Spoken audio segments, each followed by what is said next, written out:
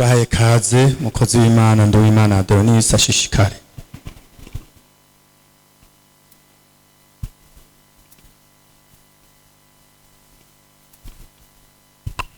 Ndabaramukije mwese mu izina rya Yesu. Yesu nashimwe. Ndashimiye Imana nanje kubana namwe. Ndashimiye ko turonse akanya ko kuganira ijambo ry'Imana. Amazina yanje mwayumvise nitwa Adonis Nduwimana.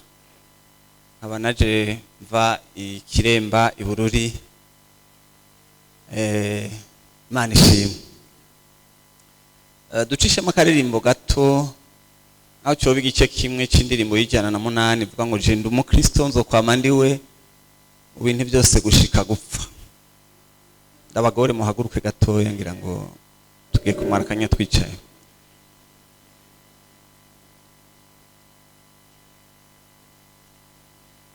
Je ndi umukristo zokwama ndiwe mu bintu byose gushika gupfa. Je ndi umukristo ngintahe na igihugu cyose cyose. Oh, je ndi umukristo n'umutima kuko usigaye nkunda Kristo kuko aho yapfa yazira jewe bikwiye naje ko ndamukunda. Igice cya kabiri. Je ndi umukristo umva ubwo buntu narakijijwe nkugwa mu byaha. Je ndi umukristo yahonoterwa ushwamana. Je ndi umukristo umusoda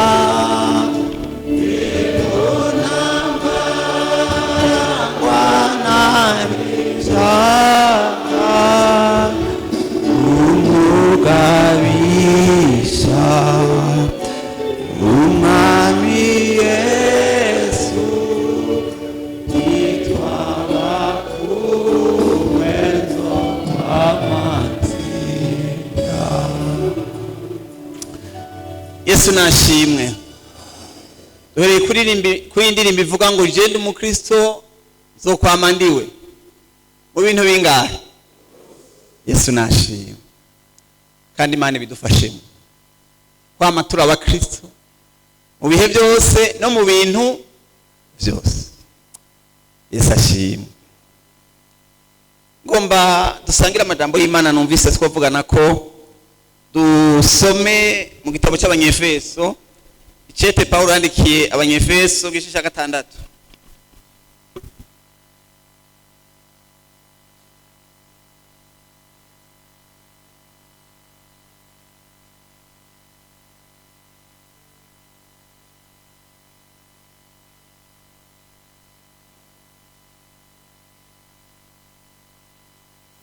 Tugiye gusoma igitabo cy'Abanyefeso 6 duhere ku murongo w'10.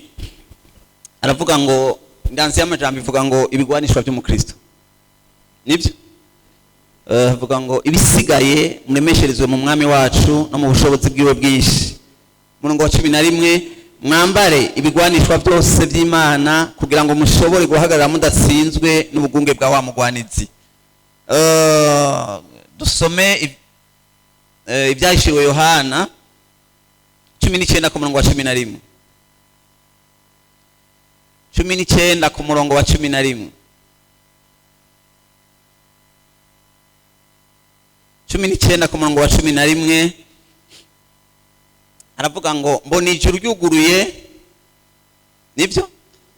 Mbona ijuru ryuguruye kandi mbona ifarasi y'igitare uyivyagiye ko yitwa mwizigirwa, irindi ni munyakuri. Nagomba akarongo akurikira avuga ngo aca amateka akagwana intambara muki, akagwana intambara mu bugororotsi. Dusome igitabo ca mbere ca Samweli. Igitabo ca mbere ca Samweli tugiye gusoma igice ca 17.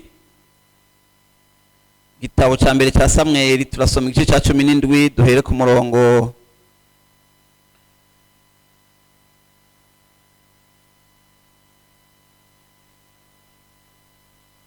38.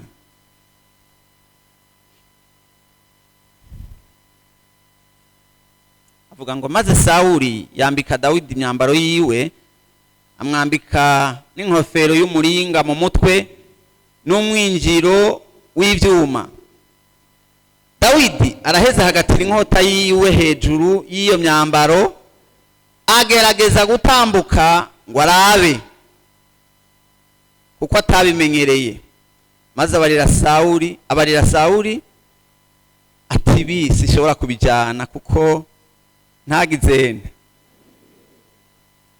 Nuko Dawidi aravyiyambura, araheza ahitana inkota, ahitana inkoni yiwe, ashitse ku kagezi atoramwe amabuye y'imburungu 5 ayarokeza mu isaho yiwe y'ubwungere, kandi yari afise umugozi mu ntoki wo guteresha ibuye.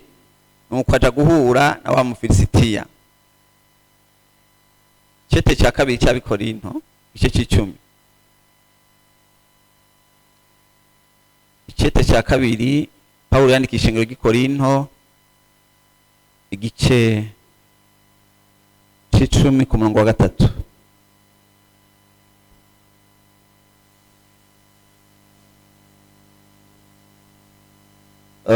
Haravuga ngo naho turi n'umubiri ntitugwana mu buryo bw'umubiri. Nivyo?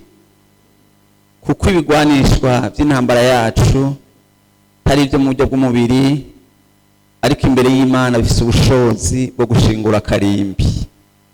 Dushingura imari n'igishitswe hejuru cose kihashiriwe kugwanya kumenya Imana, dufata mpiri ivyiyumvirwa mu mitima byose ngo tubigomorere Kristo. Turangirize muri igitabo ca Luka. Igitabo ca Luka igice ca 22.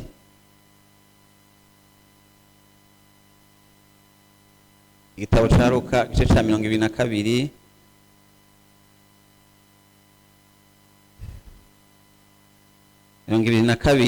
Duhere ko umurongo wa 47.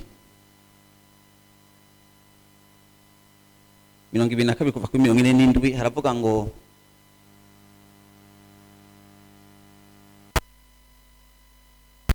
havuga ngo akivuga haza igitero kizanywe n'uwitwa Yuda. Umwe muri bamwe 12 abagiye imbere yegera Yesu ngo amusome. Yesu aramubaza ati, Yuda, mbega utangisha umwana w'umuntu kumusoma? Abari kumwe nawe babonye ibigira bibeho baramubaza bati, mugenzi, tubakubita inkota. Umwe muri bo ayikubita umusavyi w'umuherezi mukuru, amuca ugutwi kw'iburyo. Yesu arababarira ati, gezaho. Akora ku gutwi kwiwe aramukiza. Yesu nashimwe. Uyu munsi nagomba tuyage kuri iri jambo, turabe ku ibigwanishwa byo kugororoka. Ibigwanishwa by'umukristo. Nibyo? Aya mu Banyefeso 6 ku murongo w'10 ndanzi y'amajambo yavuga ngo ibigwanishwa by'umukristo bisigura ko hariho n'ibigwanishwa by'utari umuki. Mbega turi kumwe?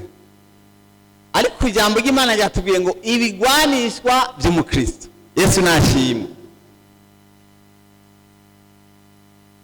Amajambo twasomye, aya majambo nayo umuntu wese yo bari mu ntambara iyo ari yo yose. Mbega intambara zirabaho. Hari intambara zishobora kuba collectif kuri twese, ariko kandi hashobora no kubaho intambara personnel y'umuntu ku giti ciwe.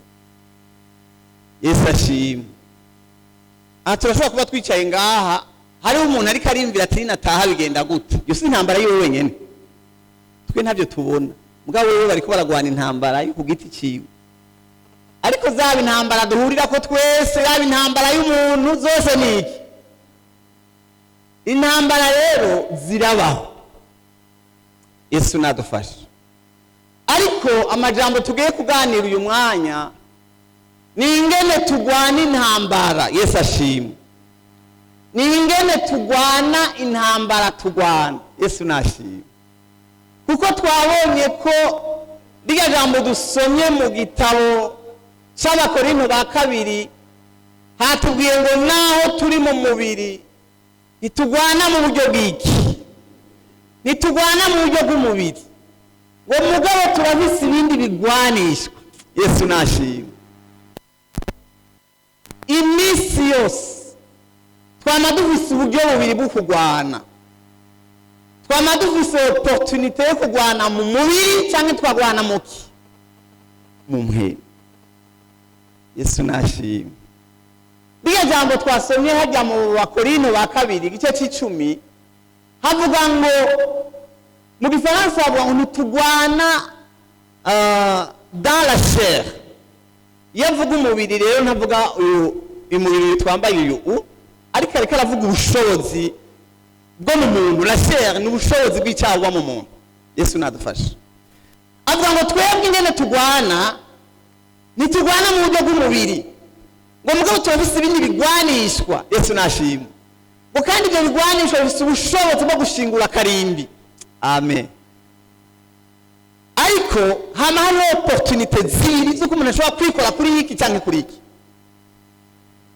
Uyu munsi rero tugomba tuvugane amajambo umuntu wese ubwa mbere abanza arabe intambara ariko aragwana ukuntu ariko arayigwana. Ko ariko arayigwana akoresheje ibigwanishwa by'Imana cyangwa ko ariko arayigwana akoresheje ibigwanishwa by'iki by'umubiri. Uko twabonye ko byose bigira hano, byose birashoboka. Yesu nadufashe.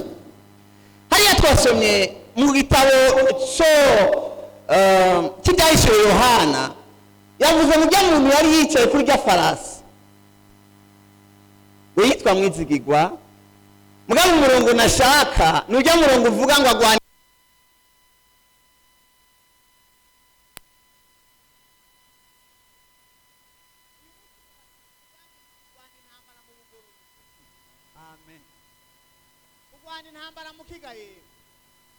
kugwana intambara mu bugororero. Iyi niyo jambo shaka tuyaguye umwanya, uko twabonye ko mu ntambara yose umuntu ashobora kugwana. Intambara yose umuntu agwana ashobora kuyigwana mu buryo bw'umubiri cyangwa ayigwana akoresheje ibigwanishwa by'ubugororotsi. Birahari. Yesu nashimwe. Amajambo twasomye hariya mu gitabo cya Samweli yariko aratubwira ingene Dawidi yaragiye kugwana na Goliyati. Agiye kugwana na Goliyati, Sauli aramupropoza. Sauli aramubwira ati ambara ibi bigwanishwa bari bitwara, nibyo byohava bituma utsinda nde Goliyati. Ariko Dawidi aravuga ati naho biruko, baragerageza kubyambara biragirana. Acha aramubwira ati wapi kweli ibigwanishwa je ntabyo nshoboye. Yesu adufashe. Ati gituma ntabishoboye ntabyo nagize. N'abantu muri ko muranyumva nagoma cishe mwakana. Mbega murabizi ko intambara umuntu agwana ishobora kumwambika ibyo ataramenyereye. Mbega murabizi ko umuntu ashobora kugwana intambara ikahava ikamwambika ibyo ataramenyereye? Mbega birabaho? Mbega murabizi ko umuntu ashobora kuba mu bukene, iyo ntambara y'ubukene ikamwambika kubesha atabyo yaramenyereye? Mbega birabaho? Mbega murabizi ko bishoboka ko umuntu aba mu ntambara akiga kwankana atabyo yaramenyereye? Abyambitswe nande? Abyambitswe na Sawuli. Yesu adutabara. Nagomba cishemwe akantu. Intambara ya Goliyati ni kwambika ibyo utarumenyereye, gumana ibyo wamenyereye. Yesu ashimwe. Hari ibigwanishwa by'abantu b'Imana, hari ibintu abantu b'Imana twamenyereye. Nagomba intambara ya Goliyati ntihave ngo ikwambike ibyo utagize.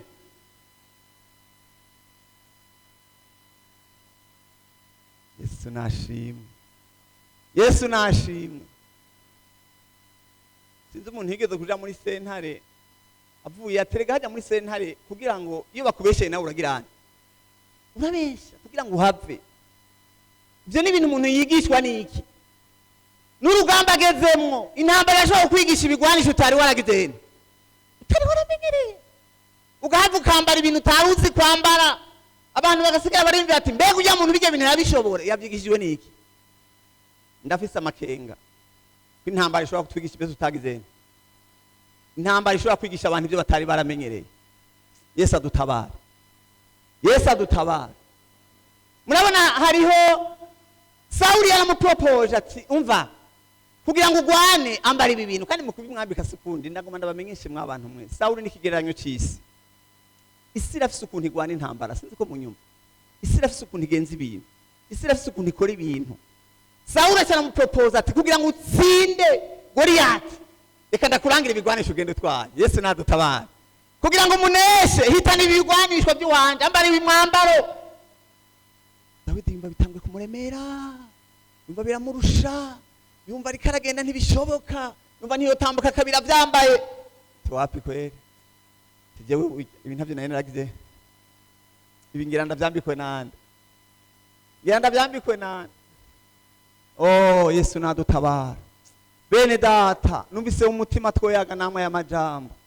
Ndipfuza ko intambara yose uhaye uragwana, yaba intambara personnelle cyangwa collective, ntikwambika ibyo utamenyereye. Yesu nadutabara. Yesu nadutabara. Ariko kandi uyu munsi ngomba ndabereke ingene ukugororoka ari kigwanisho. Amen. Uyu munsi ngomba ndabereke, ngomba ndabyerekane mu ijambo ry'Imana ingene ukugororoka ari iki, ingene ukugororoka ari kigwanishwa gishobora gutsinda Satani. Amen. Ngomba turabire hamwe ngene umuntu ashobora kugwanisha ubugororotsi akanesha intambara. Amen. Ingene ukugororoka gushobora kukugwanira, kukakuvugira, kukagukorera. Amen.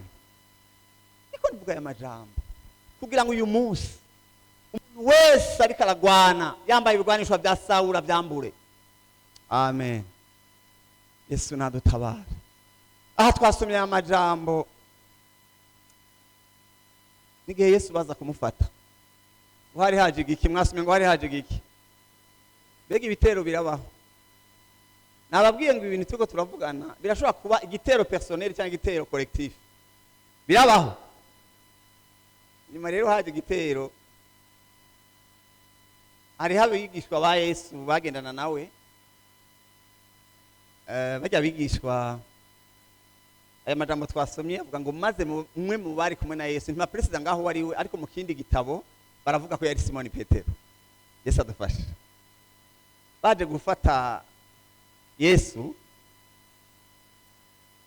hanyuma Petero arabyihweza ati aha by'ukuri bagira dufatane Yesu tugira ariho turi. Yesu adufashe. Kandi reka mbanza nsobanure gatoya mu bintu byatuma Yesu bamugwanira muri ubwo buryo. Ndabibutse ikintu kimwe, Yesu imisi bamaranye n'abigishwa biwe ntibari bwamenye uwo ari we. Muravyibuka ko yigeze no kubaza atajya abanyitande, bakabazanya kaburi ubishura Petero akaba ari we yishura mugana mwene avuga ati nawe sinyama n'amaraso bikubariye nibyo impwemu yera. Biravugwa ko igihe Yesu yabahamagara ngo bamukurikire, bajya abantu bamukurikiye barondera inyungu z'umubiri. Basabye munkurikirane, Yesu ashimwe. Igihe bajya bigishwa bamuje inyuma, ndabibutseho gushika iki gihe batari bwahabwe mpwemu yera. Muranyumva? Bari bakira abantu bakurikira Yesu bamurondera ko ibintu by'iki, ibintu by'umubiri. Muribuka ko hari n'igihe bigira gupfa ibintu Yesu akabafata kubera barondera utuntu tw'iki, utuntu tw'umubiri. Abonye uwicaranye nawe ati hage urabizi ko cyari kararondera. Muramaze kubona abantu b'umubiri akantu kose baragaha interpretation. Sinzi ko maze kubibona abantu b'umubiri akageste kose baragaha interpretation ngo hajya byabaye kubera ibi n'ibi. Yesu yamara abafata ukabona uri karayaga na Yesu ati hage agomba kazomugira ngira umushikiranganje wa mbere hage ngira ncarondera. Siko muri kumuranyuma kuko mu mitwe yabo bagwanira iki, bagwanira inyungu z'umubiri. Bajya abantu barabahorije, abantu b'abanyedini gusa, mugabo bagendana nande, nukuvuga ko ibintu barondera kuri Yesu byari ibintu bigarukira aha. Yesu nadufashe. Hanyuma rero baritega aha ngo ndabereka ingene bajya abantu ntibarondera ibintu by'impwemu cyane. Hanyuma ikindi gihe bararindira ko hari ikintu kizovamwo, barabura. Umunsi umwe Petero ateba vraiment ariheba, aracika porte parole wabo. S'il vous plaît, twe twasize ibyacu byose turagirana. Abagore bacu twarabataye, byo twakora twarabihebye turagukurikira. None vraiment tubwire ntacyo tuzohabwa. Yesu arabumviriza arabibasobanurira. Arababwira ati nta wahebye ibyiwe, ibi nibi kubw'ubutumwa bwiza atazobishumbushwa umurengera muri iki gihe no. Ayo majambo mwe muri ko murayahambye ubunyene kubera mufise mpwemu yera. Bo ntayo bahambije ko nta mpwemu yera bari bafise. Niryo jambo bajakiriye mu buryo bw'ububiri. Baca baguma biteza ibintu bizoba bazonkera ngaha. Hanyuma rero muri bukasene yabaye igihe Yesu bamufata bakamwica. Bamufashe bakamwica ngo ntibari bazi ko hava bamufata ngo apfe. Ko bagira bati kameme uyu muntu bashobora kumufata. Baritega barabura. Mugabo batababona wa munsi baramufashe. Baramwishe no kumuhamba baramuhanze. Petero ati mwabagabo ngo twisubirire. Ngo twisubirire kuroba kuko bya bindi barondera bira. Munkurikirane impamvu vuza aya majambo, hari igihe tuboneka tugendana na Yesu ariko dufise ibindi bintu tugirane, tufise ibindi bintu turondera. Nagoma nsobanure impamvu Petero yatoye inkota kugira ngo yice abaje gufata nde. Mbega umumva urumva icyatumye Petero atora inkota ngo yice abaje gufata Yesu? Yatoye inkota agira ati nibamwica bya bintu turondera bizoba bigize. Mbega muri ko muranyuma? Bavuga bati nibamwica ntibagwanira ubwami bw'Imana. Bavuga bati Yesu agapfa na bya bibanza yatwemerera ntituzogira. Ati rero reka turabishutwi, reka natwe turabingene tubigenza kugira kuko Yesu niyakirana tuza kuba tugizene byatwemereza kuba tubironse. Mumurikirane mw'abantu Yesu nashimwe. Ujya hari igihe tubona abantu batonda, tukabona amashengero yuzuye, tukabona abantu ariko tutazi ibyo bariko bararondera. Turatunza abanyamubiri, Yesu adutabara. Turatunza abantu ibintu bya mwemu ataco babiziko. Intambara yose yadutse no kwigwana muki, no kwigwana mu mubiri. Ibintu byose bibaye no kwigwana mu mubiri. Yesu acaravuga ngo gezaho. Ahandi yavuze ngo iyo ngomba kwigwanira ibyo nari kubikora, nafise amaregiyoni yari kuza kuntabara. Ijambo tuko turayaga uyu munsi ni ijambo rivuga ngo Yesu nadufashe. Ibigwanishwa by'intambara yacu si byo muki, si byo mu mubiri. nagomba muri aya majambo nongere ndabereke ingene ukugororoka ari ikigwanisho gishobora kukugwanira kagutsindira intambara. Amen. Nibigwanishwa umenga birakengeretse ariko bishobora gushingura uburimbi bwose bw'abadayimoni. Ikigwanisho cyitwa hugira, ikigwanisho cyitwa kugororoka. Yesu nashimwe. Nashaka muri aya majambo umuntu wese yirinde kugwana intambara muki, umuntu wese yirinde kugwana intambara mu mubiri, agwana intambara mu kugororoka. Amen. Reka ndababwira ibintu bikeya. Yesu nashimwe. Igihe cyose tugwana mu mubiri tuba turiko turakorana na Satani tutabizi. Kasubire mwiri jambo. Mwanyumvise? Igihe cyose tugwana mu mubiri naho umenga uri kuragwanira ndi Yesu kumutangishura. Igihe cyose ugwana mu mubiri naho uri kuragwanira Yesu uri gukorana nande. Kumenya ntimwabyumvise neza. Intambara yose ugwana mu mubiri naho uri kuragwanira Yesu uri kugwanana nande. Yesu adutabara. Yesu nashimwe. Imana itwambure ibigwanishwa by'iki, ibigwanishwa by'umubiri.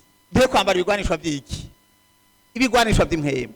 Nagomba ndabereke ingene ukugororoka gushobora kugwanira umuntu. Yesu nashimwe. Nkiri ngaha ndabibutse yuko umubiri ntuzokwigera unesha umubiri. Amen. Umubiri uneshwa n'impemu. Yesu ashimwe. Umwiza ntiwirukana umwiza, umwiza wirukanwa n'umuco.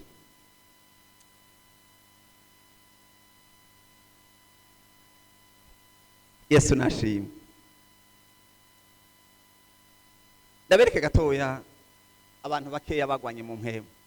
Yesu nashimwe. Bagwanye intambara mu buryo bw'iki, bakagwana intambara mu buryo bw'impemu, ntibagwane mu mubiri. Yesu nadufashe. Dusome igitabo cya mbere cya Samweli. Turaba abantu bagwanye intambara mu buryo bw'impemu, ntibayigwana mu mubiri. Ibigwanishwa by'intambara yacu si byo mu buryo bw'iki, si byo mu buryo bw'umubiri. Les armes de la chair, ibigwanishwa byo kwa Sauli. Yesu abiturinde bene data. Aduhe kugwana mu buryo bw'iki, aduhe kugwana mu buryo bw'impemu. Igitabo cya mbere cya Samweli 24. Yesu nadufashe. Duhere ku murongo wa 4. Haravuga ngo maze izo ngabo za Dawidi ziramubarira zituyu ni wa munsi uhoraho yakubwira ngo azogabura umwasi wawe mu maboko yawe ngo uzumugire ukugomba. Dawidi ava hasi acacura umutwe w'impuzu ya Sauli buhoro buhoro. Hanyuma Dawidi yumva umutima umuseka kuko acacuye umutwe w'impuzu ya Sauli. Maze abarira ingabo ziwe atuhoraho arakabishira kure yanje, sinkagira ikintu nk'icyo ngirira umwami wanje, kandi ari we ahoraho yimikishije amavuta. Nivyo sinkamukoze ku kuboko kuko yimikishijwe amavuta n'uhoraho. Uko niko Dawidi yatesheje ingabo ziwe, ntiyabakundira kugurukira kuri Sauli. Nuko Sauli arahaguruka ava muri iryo senga arigira. Yesu nashimwe. Yesu nashimwe. Bene data, nagomba ndabereke ingene ukugororoka ushobora kugwanira umuntu. Yesu nashimwe. Uyu Dawidi turiko turasoma ni umwe yari afise amasezerano. Imana yari yarabwiye ko azoba umuki, umwami. Yesu nadufashe. Mugabe imbere yo kuba umwami agwana intambara, agwana na Sauli. Sauli joro n'umurango yagomba kumwica, ariko Dawidi aramenya ko ubwami azobuhabwa n'Imana, atazobuhabwa no kwigwanira. Reka mbwira umuntu ari ngaha, Imana ntibayifasha kugwana, ireke izokwigwanira. Yesu nashimwe. Hanyuma umunsi umwe aronka opportunity, aronka akaryo keza kuko yikora kuri cya kigwanishwa ciki cy'umubiri. Bega muriko muranyumva, occasion iraboneka. Sinzi ko muriko muranyumva. Nagomba ndababwire ko kenshi imbere yacu haraza ama occasion, haraza ibintu bishobora gutuma ukikora ku mubiri ukagwana intambara mu mubiri. Yesu nadufashe. Muga Dawidi aramenya ati no, uhoraho azongwanira. Amen. Uhoraho azongwanira kuko niwe yagizeni, niwe yabivuze. Dawidi acaranka gukora iryo kosa ryo kugwana mu buryo bw'iki, mu buryo bw'umubiri. Yesu nadutabara. Dawidi aravuga ati Imana nimba yaravuze ko nzoba umwami izohanshikana. Nagomba ndemesha umuntu ari ngaha, icyo Imana yakuvuze ko izokubako. Ntibikeneye kugwana muki, ntibikeneye kugwana mu mubiri, uragomba kugwana mu buryo bw'iki, bw'imhemu. Yesu nashimwe. Ndiko ndabereka ingene ukugoroka gushobora kuvugira umuntu. Yesu nashimwe. Kugoroka kurashobora kugwanira umuntu, ukugoroka kurashobora gutabara umuntu, kugoroka kurashobora kuvugira umuntu hatari gushika, kugoroka kurashobora gutanga imbere uko akuvugira. Yesu nashimwe. Nimurabe ngaha mu gitabo cyo guharura 23. Yesu nashimwe. Gitabo cyo guharura 23. Dusome igitabo cyo guharura 23. Ndabereka ingene ukwera kwavugiye abantu b'Imana. Ndabifurije ukwera mu mitima yanyu. Yesu nashimwe. Intambara ntizitume muhumana, intambara ntizitume mwambara ibigwanishwa mutamenyereye, intambara ntizitume mukora ibyo mutamenyereye gukora, mwambara ibigwanishwa byose Imana itanga. Yesu nashimwe. Dusome gatoya muri aba bantu. Aya majambo ndiko ndayasoma kugira ndabereke yuko hari ikigwanishwa kidatsindwa, ikigwanisho cyitwa kugororoka. Imana ishimwe. Nico abantu benshi bakengereye, nico abantu benshi banegrija, bibaza ngo uyu muntu agororotse n'ikijuju, bibaza ngo uyu muntu agororotse nta bwenge yashizemwo. Nagomba ndababwire ko kugoroka ari ikigwanisho gishobora gutabara mu rugamba rwawe. Yesu nashimwe. Murabe gitabo cyo guharura 23 turasoma 20 gushaka ku murongo wa 21. Yesu nashimwe. Duhere kuri 20. Raba nabariwe kubahezagira, nayo yarabahezagiye, nanje sishobora kubihindura. Nta bigabitanyo ibonye mu ba Yakobo, nta bugogi ibonye mu Bisirayeli. Uhoraho Imana yabo ari kumwe nabo, muri bo haseserezwa impundu z'umwami. Yesu nashimwe. Yesu nashimwe. Muri aya majambo ndashaka ndabereke ingene ukwera gushobora kukugwanira, kukakuvugira utanabizi. Iki cyari gihe Abisirayeli bari mu rugendo, bageze ahantu baha amahera Baramu ngo aje kuvuma Abisirayeli. Kandi Bibiliya itubwira ko icyo gihe byaba Abisirayeli atavyo bari bazi. S'il vous plaît, Abisirayeli ntibari bazi n'amaziko ziragirwa kuri bo. Nagomba ndakubwire muntu uri ngaha, hari gihe Shetani gupangira imipanga atayuzi wewe. Iki gihe Abisirayeli ntibari bazi ko ariko arabinama ku buzima bwabo, ntabyo bari bazi. Mugabo baca barabandanya birinda icyaha. Yesu nadutabara. Bagwana intambara yo kugirana, yo kugororoka, birinda icyaha. Nagomba muri aya majambo ndabereka ibintu bishya kuri bingahe nagomba kuvuga. Yesu nashimwe. Muri iyi ntambara barimwo, Baramu ngo araduhuga ajya kubavuma. Atuze kubavuma, nagomba ndabereke iri jambo mu kintu cyatumye imivumo y'Abaramu itabashikako, mu kintu cyatumye imivumo y'Abaramu idashobora kubashikira. Yesu nashimwe. Yavuze amajambo ngomba mvuge, yavuze ngo nta kugabitanya ibonye mu bandi. Yesu nashimwe. Naki nta kugabitanya ibonye mu ba Yakobo. Nibatababona uko ari ingabo nyinshi, batababona uko muri batakugabitanya kuri yo. Nagomba ndakumenyesha wa muntu uri ngaha, ukugoroka kurashobora kuvugira ahantu taruri, kurashobora kugwanira, kukuvugira, ukwera kwa gucira inzira, intambara igaherera iyo utazi kwera ukugoroka kwawe. Amen.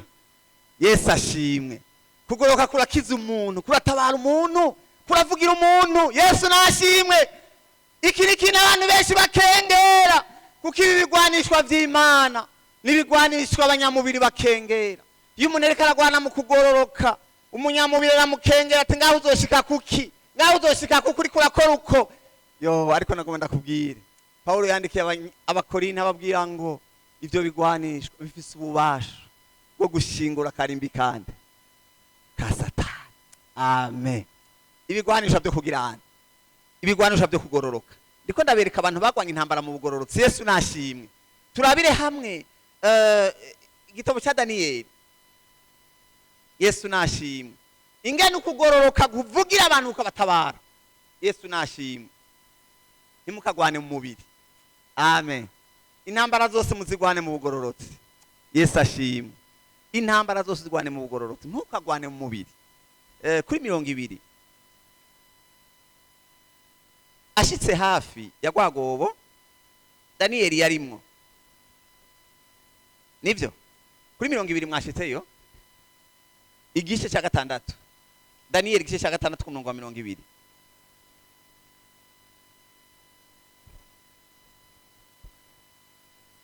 Ukiza ndagomba gukizwa gose ndakwiyuze mu mutima wanjye uhindire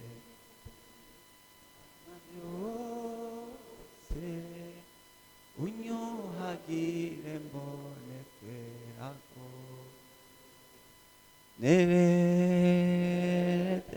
nereterere nere gose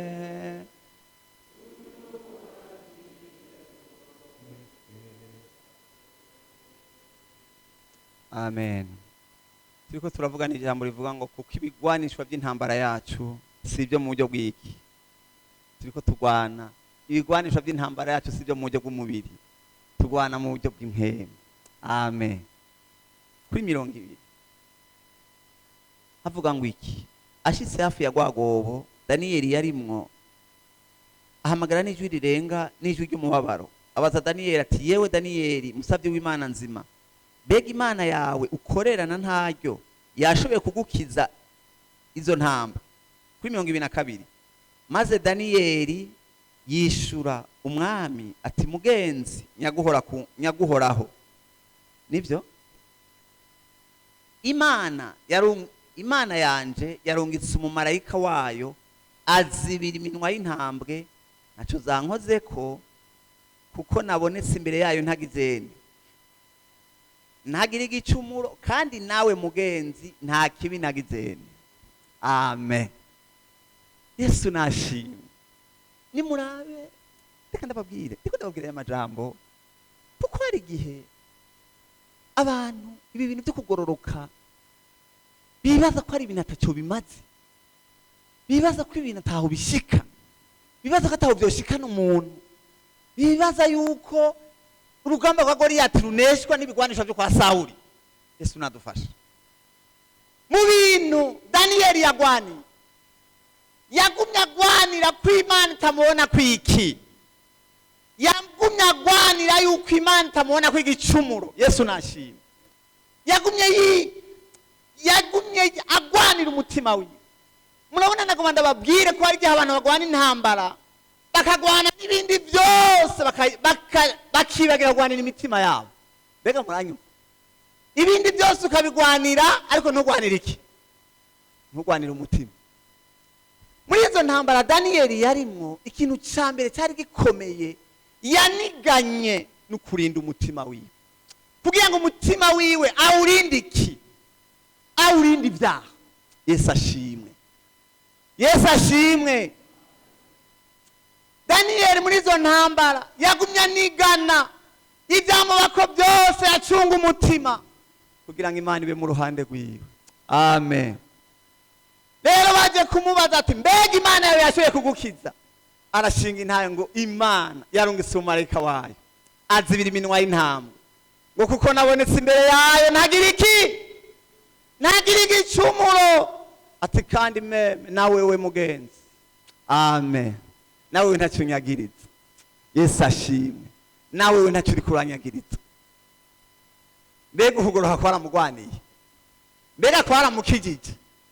Mwambara ibigwanishwa Imana igirana, Imana ita.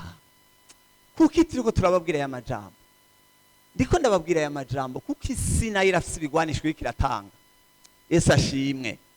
Isi irafise ibintu yatwigishije, isi irafise ibintu yatubariye, isi irafise ibintu yavuze muri twebwe, isi irafise ibigwanishwa yamaze kutwambika. Ariko Yesu nawe yaje ngo atwambike ibigwanishwa bishasha. Tugwana intambara mu bugororotsi. Amen. Tugwana intambara muki? Tugwana intambara mu bugororotsi. Yesu nashimwe. Nariko ndabereka aya majambo ganda ndabereke ko imisi yose turi mu ntambara dufise uburyo bubiri bwo kugwana intambara. Dushobora kwigwana mu buryo bw'umubiri cyangwa mu buryo bw'iki. Nimurabe ngaha mu gitabo cy'Abami ba 2:6. Yesu nashimwe. Ariko ndashaka mwumve ibigwanishwa by'intambara yacu si byo mu buryo bw'iki. amen. Ibigwanisho by'intambara yacu sibyo mu buryo bw'umubiri. Abami ba kabiri igice cya 6. Yesu nashimwe.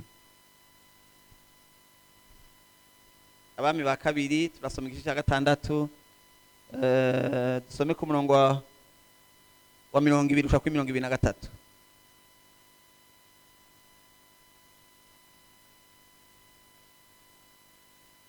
Sinzi ko harahabonye akadufasha gusoma, ntawe dufasha.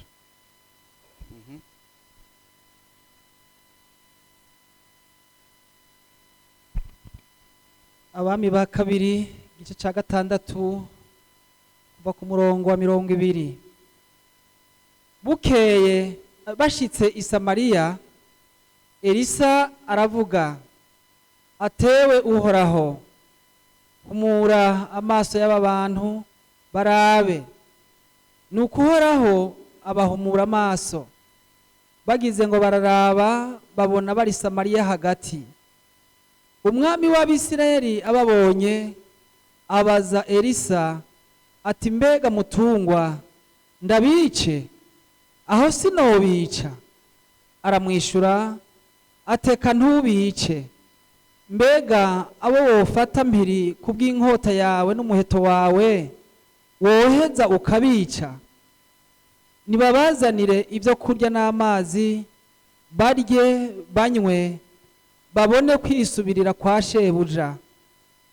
Nuko abarondereza ibyo kurya byinshi, bamaze kurya no kunywa arabarungika, basubira kwa shebuja.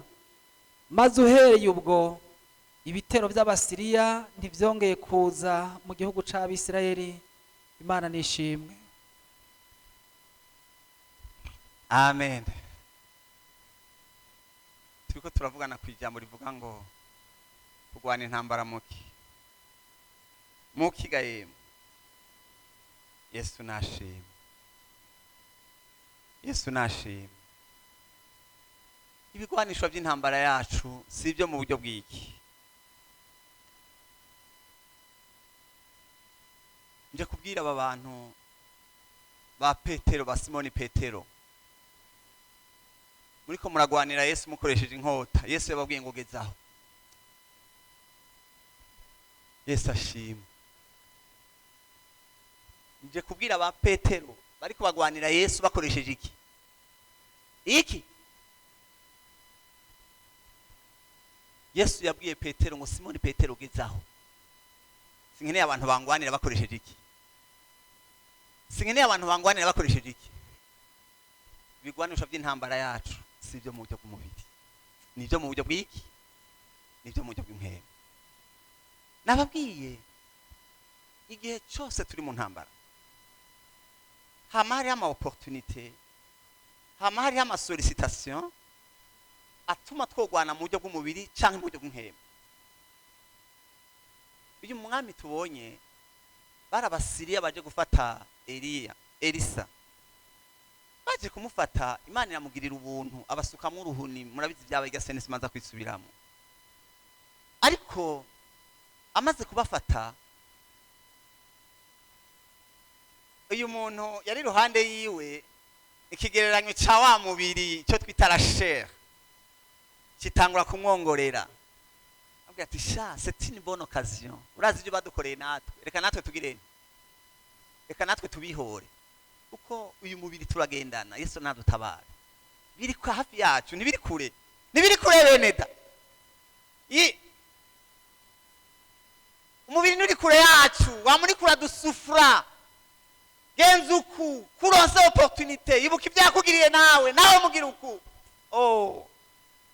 Hanyuma Elisa arabishura ijambo ati, mbega abantu ajya mu ngo bavuze ngo, aramwishyura ateka ntubice, mbega bo ufata mpiri kubw'inkota yawe n'umuheto wawe, weheze ukabica? Nibabazanire ibyo kurya n'iki n'amazi bajye banywe, nibyo babone kwisubirira kwande.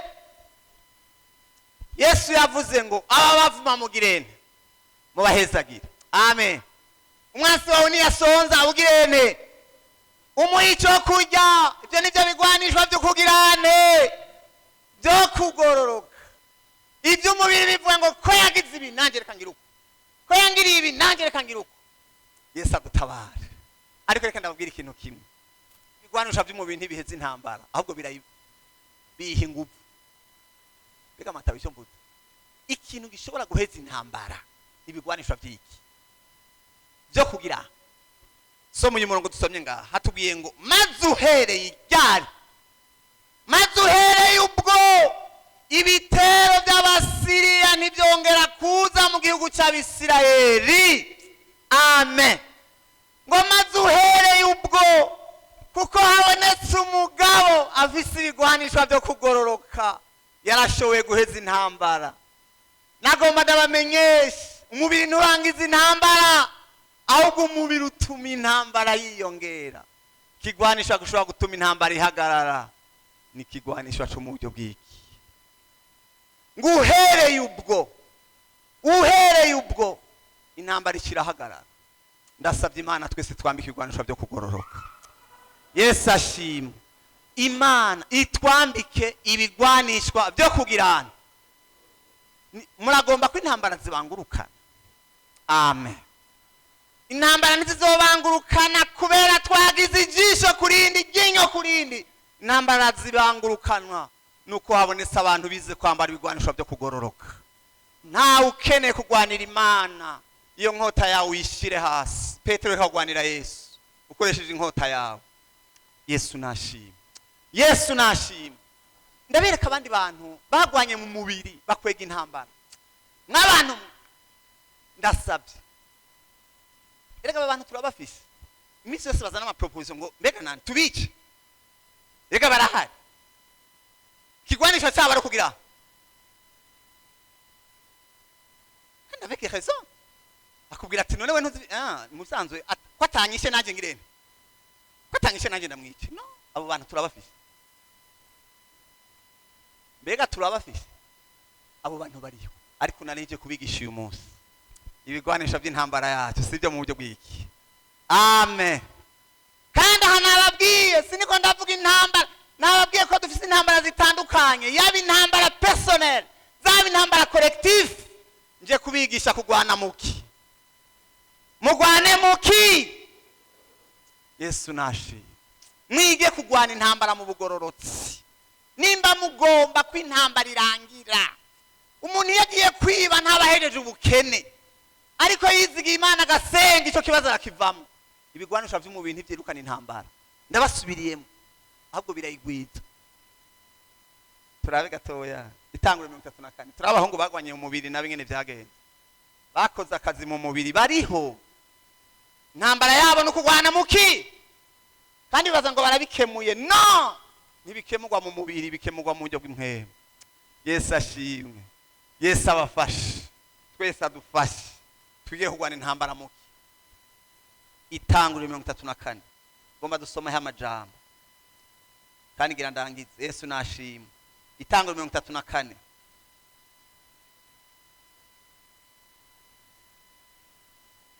Yesu nashimwe. Itanguriro 34 reka dusome ku murongo wa 30. Yesu nashimwe.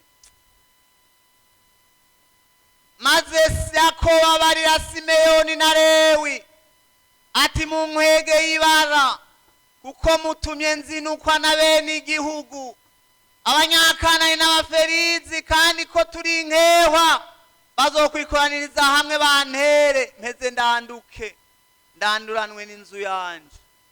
Baramwishura bati mbega byari bibereye kwagirira mushiki wacu atyo nkaho yari maraya. Oh la la.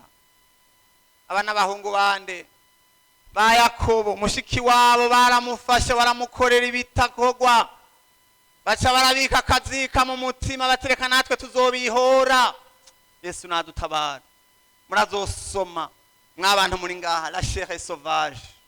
Iyo umuntu ariko arakorera mu mubiri akora amarorego. Sinzi ko miko muranyumva. Mu mubiri baricana, mu mubiri ntacyo watokora, mu mubiri baratanga amasumu, mu mubiri nta kintu na kimwe kitobera mu mubiri. Abahungu baca barabyuka n'uburake bwinshi bwabishe, baca bagenda baratema ngo bakibitsi barakora amarorego ngaha. Nagomba mvuga ijambo ba Iseya babari.